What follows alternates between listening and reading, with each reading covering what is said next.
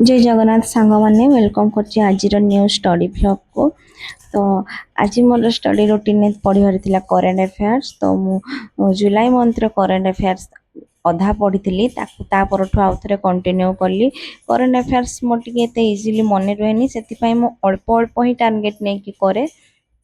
तो ये देखिपे आपण मैंने मु करेंट अफेयर्स रिडिंग कर नौची ताकू जो गुड़ा इम्पोर्टाट अच्छी टिके मन रखापी भी चेष्टा करुँची दी तीन थर पढ़ी दूची।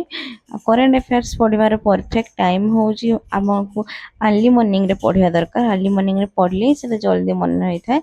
तो मु राति तो पढ़े अर्ली मॉर्निंग रे ताकू उठिकी आउ टिके भल से रिकॉल कर दिए। तो ये करेंट अफेयर मोर कंप्लीट हो जाए। मोर ओडिशा हिस्ट्री पढ़ार थिला। ओडिशा हिस्ट्री मु एंशिएंट हिस्ट्री पढ़ुची। एंशिएंट हिस्ट्रीटा एथर स्टार्ट कली मु ओडिशार।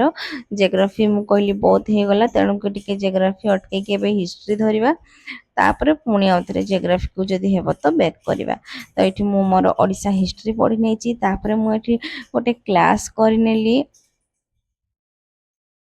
यूट्यूब रे क्लास होतिला हमरो पेडागोजी रो क्लास चलतिला लाइव क्लास। तो मु कहली टे जॉइन कर जाय रिवीजन भी हे जिवो किछि क्वेश्चन लगे दबा। तो सेठी सर कोन करथिले ना किछि क्वेश्चन करौथिले तो सेई गुडा मु जॉइन कली आंसर भी करूथिली।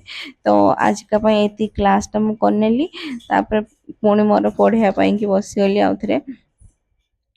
मु कौन कली आज इंग्लिश भोकाब धरिची। इंग्लिश भोकाब रे मु जो थाई वर्ड आ तार गोटे वर्ड थाई तार मीनिंग कौन थाई से गोटे थाई ना वन वर्ड्स ना कौन कौन तो से गुडा को मु पढ़ी देली टिके। तापर सेतिकी पढ़ी सारी कि मु कौन कली कंप्यूटर चिन्मय सर को क्लास कली तापर सोई पड़ली रहिली। नमस्कार।